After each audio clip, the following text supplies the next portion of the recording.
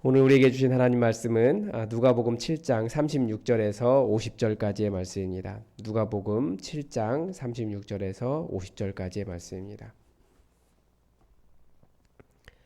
누가복음 7장 36절에서 50절까지의 말씀 함께 받들어 읽겠습니다. 한 바리새인이 예수께 자기와 함께 잡수시기를 청하니 이에 바리새인의 집에 들어가 앉으셨을 때에 그 동네에 죄를 지은 한 여자가 있어 예수께서 바리새인의 집에 앉아 계심을 알고 향유 담은 옥합을 가지고 와서 예수의 뒤로 그 발 곁에 서서 울며 눈물로 그 발을 적시고 자기 머리털로 닦고 그 발에 입 맞추고 향유를 부으니 예수를 청한 바리새인이 그것을 보고 마음에 이르되 이 사람이 만일 선지자라면 자기를 만지는 이 여자가 누구며 어떠한 자 곧 죄인인 줄을 알았으리라 하거늘 예수께서 대답하여 이르시되 시몬아 내가 내게 이 일을 말이 있다 하시니 그가 이르되 선생님 말씀하소서. 이르시되 빚 주는 자 사람에게 빚진 자가 둘이 있어 하나는 500데나리온을 졌고 하나는 50데나리온을 졌는데 갚을 것이 없으므로 둘 다 탕감하여 주었으니 둘 중에 누가 그를 더 사랑하겠느냐. 시몬이 대답하여 이르되 내 생각에는 많이 탕감함을 받은 자니이다. 이르시되 내 판단이 옳다 하시고 그 여자를 돌아보시며 시몬에게 이르시되 이 여자를 보느냐. 내가 내 집에 들어올 때에 너는 내게 발 씻을 물도 주지 아니하였으되 이 여자는 눈물로 내 발을 적시고 그 머리털로 닦았으며 너는 내게 입맞추지 아니하였으되 그는 내가 들어올 때로부터 내 발에 입맞추기를 그치지 아니하였으며 너는 내 머리에 감람유도 붓지 아니하였으되 그는 향유를 내 발에 부었느니라. 이러므로 내가 내게 말하노니 그의 많은 죄가 사하여졌도다. 이는 그의 사랑함이 많음이라. 사함을 받은 일이 적은 자는 적게 사랑하느니라. 이에 여자에게 이르시되 내 죄 사함을 받았느니라 하시니 함께 앉아있는 자들이 속으로 말하되 이가 누구이기에 죄도 사하는가 하더라. 예수께서 여자에게 이르시되 내 믿음이 너를 구원하였으니 평안히 가라 하시니라. 아멘. 오늘 진리는 사랑한다라는 제목으로 말씀을 전하겠습니다. 먼저 본문을 보면 바리새인의 집에서 일어났습니다. 한 바리새인이 예수님께 자기와 함께 식사하자고 초청을 했습니다. 이거 보면 예수님은 참 경계 없이 다니셨던 것 같아요. 우리 생각에는 바리새인의 그런 초청에는 응하지 않으셨을 것 같은데 예수님은 그곳에 가셨습니다. 본문에 나타나는 등장인물들은 먼저 이 바리새인이 나오고요. 40절과 44절에서 이 사람의 이름이 시몬이라는 것을 알 수 있습니다. 처음에는 베드로인 줄 알았는데 이 사람이 바리새인의 이름, 이 시몬이 이 바리새인의 이름이었습니다. 그리고 가장 중요하게 예수님이 나오고 또 그 동네에 죄 지은 한 여자가 나옵니다. 여인이 나옵니다. 무엇을 했냐면 이 바리새인이 예수님을 식사에 초대했습니다. 그리고 그런데 그때 이 한 여인이 그 동네에 죄 지은 한 여인이 예수님께 나와서 그의 예수님 뒤에 서서 그리고 발 곁에 서서 울면서 눈물로 그 발을 적시고 또 자기 머리털로 그 발을 닦고 또 예수님의 발에 계속 입맞추기를 멈추지 않았다라고 하는 것을 예수님 말씀을 통해서 알 수 있습니다. 이에 이 바리새인이 예수님을 의심을 하죠. 이 사람이 선지자라면 이 여인이 누군지 어떤 여인인지 알 것이다. 자기를 만지는 이 여인이 누구인 줄 알 것이다 라는 말을 한 겁니다. 왜 그렇습니까? 만진다라고 하는 것은 부정해진다라는 거죠. 그러니까 이 죄인의 죄가 이 예수님에게 옮겨졌다라는 생각을 하는 겁니다. 그런데 예수님께서 이때 한 비유를 하십니다. 빚을 탕감받은 사람 비유를 하세요. 500데나리온을 빚진 자하고 50데나리온을 빚진 자가 있습니다. 그런데 둘 다 빚을 갚을 능력이 되지 않기 때문에 그 빚을 전부 다 탕감해줬다라는 거예요. 그러면 누가 더 그 탕감해준 사람을 사랑하겠냐고 하는 비유를 하십니다. 대답은 당연히 더 많이 탕감받은 사람이 감사할 것이라고, 더 사랑할 것이라고 말합니다. 그러면서 바리새인 시몬의 행동을 지적하시죠. 너는 나에게 발 씻을 물도 주지 않았다. 그리고 나에게 입 맞추어서 평안의 인사도 하지 않았다. 그리고 머리에 감람류도 바르지 않았다라고 하는 이야기를 하십니다. 그러면서 그 여인이 더 많이 그 여인의 죄가 사해졌다고 예수님은 말씀하십니다. 그리고 그 사해진 만큼 예수님을 더 사랑한다라고도 말씀하십니다. 이 강조점이 어디에 있겠습니까? 자신의 죄를 깊이 슬퍼하고 또 그만큼 예수님의 은혜를 받은 이 여인에 대한 이야기를 합니다. 그리고 자기가 그만큼 용서받았기 때문에 예수님을 또 그렇게 깊이 사랑한 이 여인에 대한 이 겸손함과 그 사랑에 대해서 예수님께서 본문에서 강조하고 있습니다. 그래서 본문의 핵심 주제를 생각한다면 무엇이 되겠습니까? 이 죄인이라고 하는 대상은, 그 사람은 정죄의 대상이 아니라 사랑의 대상이라는 거예요. 정죄라는 것으로는 사람을 구원할 수 없다라는 것을 또 보여줍니다. 그리고 그만큼 용서받은 자가 얼마나 겸손하게 하나님을 섬기는지에 대한 것도 본문은 가르쳐주고 있습니다. 그래서 본문을 관찰하고 나면 이제 연구와 묵상인데, 여러분 본문에서 제일 먼저 제 눈에 들어오는 것은 이제 각주가 돼 있는 책도 성경도 있을 겁니다. 아마 36절에 앉으셨을 때라는 부분에 각주가 돼 있는 성경이 있을 거예요. 근데 히브리 습관은 예수님이 이제 그 앉아 계신 것이라고 우리는 번역을 했지만 누워 계신 것입니다. 그러니까 37절에서 이 예수님은 앉아 계시는 것으로 번역하고 있지만 예수님 당시 히브리 전통은 누워서 식사를 했습니다. 그러니까 식탁 문화가 아니고 이렇게 낮은 상에 누워서 이렇게 먹었습니다. 그래서 그 히브리 습관을 볼 수 있고요. 감람류를 머리에 붓는 전통이 있었는가라는 것을 좀 생각해 봤습니다. 그러니까 손님이 오시면 예의를 갖추는 것이 일반적인 겁니다. 그러니까 이스라엘에서 손님이 오시면 손님을 상석에 앉히고 그리고 그 발을 씻을 물을 주고 입을 맞춰서 평안의 인사를 나누고 또 뜨거운 열기를 식힐 수 있도록 올리브 오일 몇 방울을 머리에 이렇게 발라준다고 합니다. 이스라엘에서 올리브 오일은 그렇게 비싼 것도 아니었는데, 그런데 보면 이 바리새인 시몬이 예수님을 불러놓고 그 정도도 하지 않은 겁니다. 그러니까 어떤 의미일까요? 그러니까 바리새인의 전통에 따라서 약간 예수님을 좀 경계하고 있는 거예요. 이 정도도 하지 않은 겁니다. 대체 예수님을 왜 불렀을까요? 그래서 저는 약간 이상한, 성경에 기록되지 않은 어떤 의심도 해보았습니다. 왜냐하면 바리새인이 이 여인, 이 죄인인 여인이 집에 들어오도록 허락한 것이 아닌가, 그러면서 예수님이 어떻게 하는지 본 것이 아닌가라고 하는 의심을 해봤는데, 성경에 기록되지 않았기 때문에 그것까지 생각하는 것은 좀 너무 간 것 같고요. 예수님의 표현대로 한다면 바리새인 시몬은 예수님께 용서받았다라고 하는 의식이 그렇게 많지 않았다라는 겁니다. 다시 말하면 이것은 자신이 죄인이라고 하는 의식도 별로 없다는 거고, 또 다시 말하면 이것은 그만큼 이 사람이 예수님을 그렇게까지 사랑한 것이 아니다라는 것을 볼 수 있습니다. 또 하나 본문에 등장하는 이 여인에 대한 정의입니다. 죄 지은 여인입니다. 기본적인 이 죄를 짓는다라고 하는 말은 기본적으로 죄인이 맞습니다. 그러나 또 본문은 이 죄인이라고 하는 정죄는 누가 보느냐에 따라서 달라질 수 있습니다.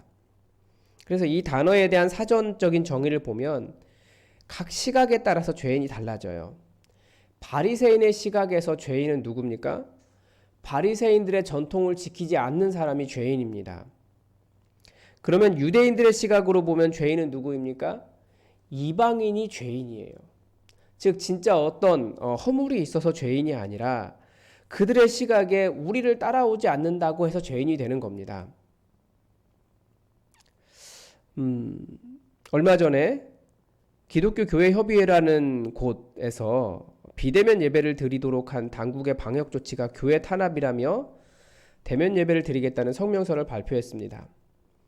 근데 거기까지는 이해가 돼요. 왜냐하면 우리가 예배가 그만큼 소중한 것이기 때문에 지금도 비대면 예배 보다도 대면 예배를 진짜 예배로 생각하고 그러시는 분들이 계시기 때문에 뭐 무엇이 틀렸다 맞았다라고 말할 수는 없습니다.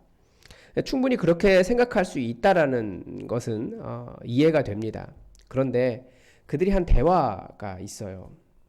뭐 전체를 다 얘기할 수는 없죠. 그런데 일부가 한 대화를 그 카톡방을 본 적이 있는데, 정부의 방침에 따라서 비대면 예배를 주장한 목사들을 예수님을 십자가에 못 박은 기득권층이라고 비난하고 있는 것을 보았습니다. 그것도 좀 너무 간 거죠. 선교적인 목적이나 성도들의 안위를 생각하는 것이, 또 사람들을 생각하는 것이 예수님을 십자가에 못 박는 행위라는 그런 사람들의 비난을 들으면서 비대면 상황 속에서도 예배를 드리려고, 예배를 가능하게 하려고 노력한 지난 1년간의 고생을 생각하면서 굉장히 씁쓸해졌습니다.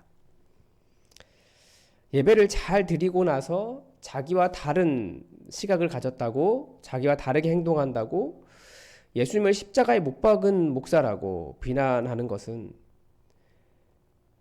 역시 내가 의로운 일을 했다고 해서 남을 비난하는 아주 좋지 않은 생각입니다. 내가 하나님 앞에서 잘한 일이 있다면 그것은 잘한 거 맞아요. 그러나 남을 정죄하는 기회로 사용한다면 그 잘한 일이 무슨 소용이 있겠습니까? 바리새인들의 잘못이 그것 같아요.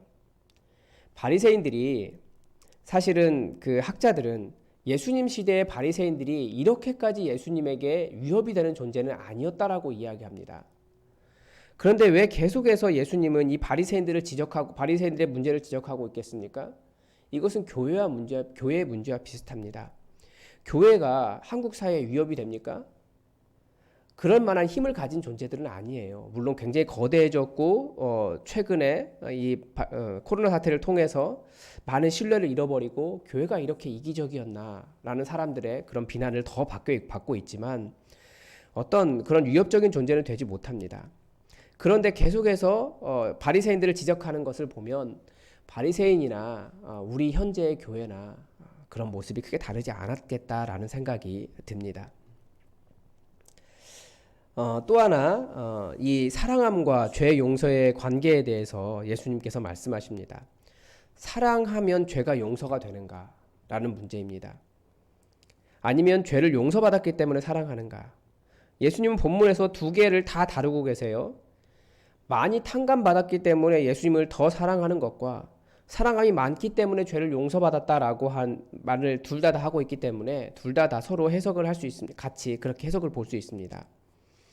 그러나 예수님의 사죄 선언을 보면 분명히 죄 용서는 예수님께서 하시는 일입니다. 우리가 더 사랑한다고 죄가 용서받는 것은 아닙니다. 그러나 용서받은 만큼 사랑은 드러나게 되어 있다는 거죠. 예수님을 사랑하는 것.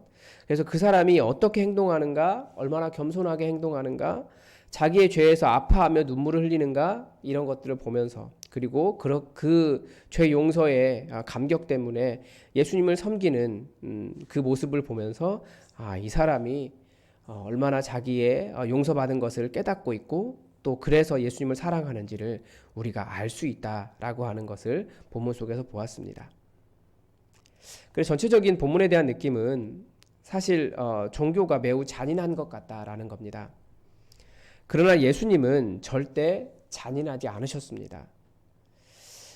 구약 성경의 유일신관에 대한 논문을 제가 계속 쓰면서 제가 곤란해진 것이 있습니다. 뭐냐면 최근에 구약 쪽에서 이 유일신관에 관해서 논문을 쓴 학위들의 그 경향이 유일신론은 폭력적이라는 거예요. 신은 하나다라고 말했기 때문에 다른 모든 종교들을 탄압해 왔고 사람들을 죽여왔다라고 주장을 하는 논문들이 최근의 경향입니다. 그러니까 진리가 다수 혹은 권력이 되었을 때 폭력이 되는 것을 지적을 하고 있는 거죠. 그들의 통찰을 보면서 과연 교회의 폭력의 문제가 성경의 진리 때문에 나온 것인가? 라는 질문을 할 수밖에 없는 겁니다. 사실 성경이 유일신에 대해서 말하는 상황은 온 세상이 다신교를 말하는 상황 속에서 유일하게 하나님은 한 분이시다라고 말하는 아주 소수의 목소리였어요. 오히려 그것을 말했기 때문에 폭력과 억압을 당하는 상황에서 지극히 소수자의 목소리가 그 진리를 주장한 사람들의 목소리가 그것이었는데 현대 사회 속에서 교회가 다수가 되고 사람들이 예수님의 모습을 따라가기보다 어떤 종교적인 모습으로 변해가는 그러면서 폭력이 드러나는 겁니다. 예수님께서 보여주신 것은 진정한 진리는 내가 진리요 라고 목소리를 들리지 않아도 되는 이유가 있고 내가 진리 안에 들어오지 않은 사람들을 정죄하지 않으며 또 진리 안에 있는 사람들을 사랑한다라는 것입니다. 진리가 잔인하면 누가 그 진리를 사모하겠습니까? 진리가 아니어서가 아니에요. 진리가 잔인하고 폭력적이 되면 그 진리는 누구의 사모함도 받지 못합니다. 그것을 보여주는 것이 바리새인입니다. 여인의 울음이 그것을 또 잘 보여줍니다. 진리를 지킨다고 하는 바리새인들은 이 여인의 울음을 이해하지 못할 겁니다. 이 여인이 정말 죄인인가? 라고 하는 부분에 대해서도 의심이 갑니다. 왜냐하면 바리새인들의 죄인의 정죄는 무엇입니까? 자기들의 전통을 따르지 않는 사람이에요. 우리가 다른 본문 때문에 마태복음이나 다른 평행 본문 때문에 이 여인이 창녀였다 뭐 이런 생각을 하지만 본문은 전혀 그런 이야기를 하고 있지 않거든요. 누가복음은 그렇게 보지 않은 거예요. 예수님의 진리는 무엇입니까? 우리의 진리를 따르지 않기 때문에 우리의 전통을 따르지 않기 때문에 죄인이다 라고 정죄하는 것이 아니라 예수님의 진리는 딸을 잃어버린 아버지의 마음이었습니다. 그러나 바리새인들의 진리 혹은 우리 한국 교회의 진리는 무엇입니까? 주일 성수를 하지 않는 거예요. 11조를 하지 않는 거예요. 아니면 목사의 말을 듣지 않는 거예요. 그러나 우리 예수님의 진리는 자녀를 잃어버린 것 때문에 안타까워하는 것이라고요.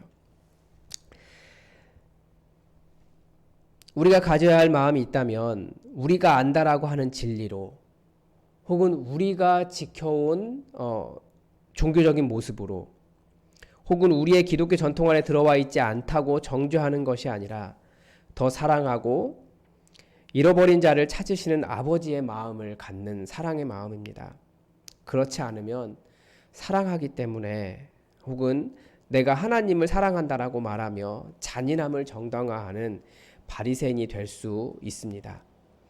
그래서 첫 번째 제가 적용한 것은 뭐냐면 예전에 침례교 쪽에서 이렇게 목장을 하면서 그 침례교 안에서 성찬을 하도록 허락을 했습니다. 그러니까 목자가 성찬을 인도한 거예요. 지극히 성경적이고 예수님께서 주님 오시는 그날까지 기념하라, 나를 그렇게 기념하라라고 하신 것을 정확하게 잘 지킨 것인데 장로교 전통이 거기 이단이다 그렇게 정죄한 일이 있습니다. 얼마든지 바리새인 입장과 똑같아요. 우리 전통이 아니라고 해서 그들을 정죄한 거예요. 그래서 기왕 우리가 목장을 하는데 우리 목장에서도 그렇게 성찬을 함께 나누면 좋겠다라는 생각이 들었습니다. 이게 성경적인 거지 장로교 전통 때문에 목사가 있어야 된다? 또 이것은 더 정확하게 이야기하면 천주교 전통입니다. 천주교는 사제가 있어야지만이 예배를 드릴 수 있고 미사가 되고 성찬할 수 있다라고 이야기하거든요. 성경 어디에도 그렇게 나와 있지 않습니다. 그래서 우리가 조금 더 성경의 전통을 지켜가는 것이 필요하겠고 전통보다는 우리 교회 우리가 물론 전통이 필요 없다는 것은 아니지만 우리가 전통을 진리로 여기기보다 전통이 아닌 것을 정죄하기보다 성경의 것을 따라가야겠다라는 적용을 했습니다. 그리고 또 하나 예수님께서 바리새인의 집에 가신 것을 보면서도 예수님은 바리새인의 집에도 가셨는데 역시 교제하는 것은 어떤 부류도 그렇게 나누지 않고 예수님을 찾는 모든 사람들의 구주가 되신 것을 보았습니다. 그래서 또 하나 적용한 것은 기도인데요. 잘 먹을 수 있는 몸이 되어야겠다라는 겁니다. 그리고 또 본문에서 가르쳐주는 것은 무엇입니까? 잔인한 사람이 되지 않는 거예요. 내가 하나님을 믿는다, 진리를 안다, 그렇기 때문에 이 진리 안에 들어오지 않은 사람들을 정죄하는 것, 그것은 잘못된 겁니다. 그래서 사람을 정죄하고 또는 사람에게 강압적인 그런 사람이 되지 않고 또 폭력적이 되지 않는 그런 사람이 되어야 한다는 것을 본문 속에서 보게 되었습니다. 예수님은 계속해서 하시는 말씀이 뭐냐면 제자를 부르신 이후에 제자의 열매는 무엇인가에 대한 이야기를 하세요. 바리새인들의 열매가 좋은 부분도 있고 나쁜 것도 있지만 결국 그들이 맺은 모든 열매 때문에 그 사람들이 평가를 받는다는 겁니다. 왜냐하면 진리를 주장한 것 때문이 아니라 그들이 맺고 있는 폭력성 때문에 그들의 열매가 옳지 못하다라고 평가를 받을 거라는 거죠. 결국은 우리가 진리를 안다라고 하면서 나에게서 폭력이 나온다면 그 사람은 폭력적인 사람인 겁니다. 예전에 만난 그리스도인 중에 아내와 자녀를 때릴 수 있다라고 말한 사람이 있어요. 신학교에서 만난 사람 중에서요. 그 사람의 열매는 그리스도인이 아니라 아내와 자녀를 때리는 사람이에요. 제대로 분별하지 않으면 진리를 안다는 자유함을 죄를 짓는 자유함으로 사용할 수 있습니다. 내가 무엇을 말하는가 보다도 또 내가 무엇을 읽고 있는가 보다도 남의 사회적 지위가 무엇인가 보다도 내가 맺고 있는 열매가 무엇인지 잘 볼 수 있어야 됩니다. 예수님께서 우리에게 원하신 열매는 사랑과 용납과 또 긍휼과 희생과 섬김과 나눔과 자비와 정의입니다. 우리가 좋은 말씀을 듣고 또 교회에서 생활하고 기도하면서 잘못된 열매를 맺지 않도록 우리 안에 온전한 선함이 있을 수 있도록 우리가 기도해야겠습니다. 기도하겠습니다. 하나님, 바리새인의 마음속에 들어있는 사람을 정죄하는 그 습관, 그 마음을 다시 한번 들으면서 예수님께서 우리에게 원하시는 열매가 무엇인지 다시 한번 깨닫습니다. 그들이 진리를 몰라서가 아니라 하나님의 말씀을 몰라서가 아니라 그들이 자기들이 맺고 있는 열매가 얼마나 중요한지 그들은 정말 몰랐습니다. 하나님, 우리도 예배를 지키며 또 하나님을 섬기며 말씀을 삶에 써가겠다고 하는데 주의 진리를 바르게 분별하게 하시고 그러나 내가 진리를 알고 있다는 것이 나의 자랑이나 나의 의가 되어서 다른 사람을 정죄하고 혹은 또 다른 폭력이 되지 않도록 우리의 선한 열매를 맺어갈 수 있도록 도와주시옵소서. 예수님께서 제자들에게 요구하는 것이 그 마음속에서 나오는 진정한 선한 열매이오니 우리가 진리를 받았으면 그 진리에 합당하게 예수님 닮은 열매가 맺어질 수 있도록 도와주시고 주님을 사랑함이 다른 사람을 정죄하는 것이 되지 않도록 주님을 닮아갈 수 있도록 주님을 주여 주여라고만 부르는 것이 아니라 예수님과 같이 될 수 있도록 우리를 인도하시고 주의 성령으로 우리를 깨우쳐 주시며 주님 열심히 섬기고 버림받는 불쌍한 사람들 되지 않도록 우리를 깨우쳐 주시옵소서. 우리의 삶의 열매를 주님께서 아름답게 맺을 수 있도록 도우시기를 원하오며 예수님의 이름으로 감사하며 기도드립니다. 아멘. 여러분, 오늘도 교회 공동의 기도 제목 가지고 함께 기도해 주십시오. 코로나 바이러스 백신이 점점 개발되어서 나오고 있는데 이것이 잘 보급되고 또 우리나라 전체에 집단 면역이 생길 수 있도록 여러분 기도해 주시고 이제 이번 주일 예배 대면 예배로 드리게 되는데 안전하게 예배 드릴 수 있도록 그리고 우리가 다들 이 대면 예배를 사모하는데 이곳에서 기쁨의 예배를 드릴 수 있도록 안전하게 지켜달라고 기도해 주시기 바랍니다. 또 오늘 하루 우리 성도들의 삶을 지켜주시고 사업과 하는 모든 일 가운데 하나님께서 동행해 달라고 여러분 기도해 주시기 바랍니다. 그리고 환우들을 위해서도 여러분 기도해 주시기 바랍니다. 우리 다 함께 기도하겠습니다.